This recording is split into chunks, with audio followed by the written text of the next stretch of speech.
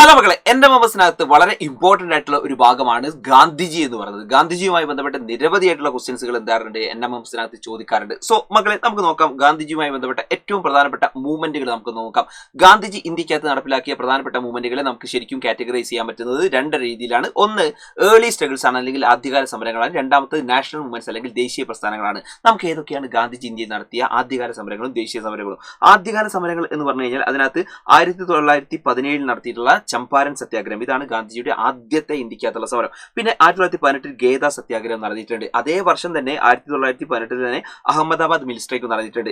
ചമ്പാരൻ സത്യാഗ്രഹം ബീഹാറിലാണ് നടത്തിയെങ്കിൽ ബാക്കി രണ്ടും നടത്തിയത് എവിടെയാണ്? ഗുജറാത്തിലാണ് എന്ത് ചെയ്യുന്നത്? ഗാന്ധിജി നടപ്പിലാക്കിയത്. ഓർത്തു വെച്ചോളണം. ഇനി അത് കഴിഞ്ഞാൽ ഗാന്ധിജി ഇന്ത്യയിൽ നടപ്പിലാക്കിയ പ്രധാനപ്പെട്ട ദേശീയ സമരങ്ങളാണ്, ഇന്ത്യ ഒട്ടാകെ നടന്ന സമരങ്ങളാണ് ദേശീയ സമരങ്ങൾ. അതിലൊന്നാണ് നോൺ കോപ്പറേഷൻ മൂവ്മെന്റ്, നിസ്സഹകരണ പ്രസ്ഥാനം, 1920 നടന്നത്. അത് കഴിഞ്ഞാൽ സിവിൽ ഡിസോബീഡിയൻ മൂവ്മെന്റ്സ് അല്ലെങ്കിൽ നിയമലംഘന പ്രസ്ഥാനം 1930 നടന്നത്. ഉപ്പ് ഒരു സമരായുധമാക്കിയത്, സാൾട്ട് ഇതുപോലെ തന്നെ സത്യാഗ്രഹം നടന്നതൊക്കെ ഈ സമയത്താണ്. Last one quit India movement 1942. അപ്പൊ ഇത് മൂന്നുമാണ് ഗാന്ധിജിയുടെ ദേശീയ സമരങ്ങളായിട്ട് വരുന്നത്. അങ്ങനെയാണെങ്കിൽ മക്കളെ, ഈ ഒരു ക്വസ്റ്റ്യന്റെ ആൻസർ ജസ്റ്റ് ഒന്ന് എന്റെ മക്കളൊന്ന് കമന്റ് ചെയ്യോ.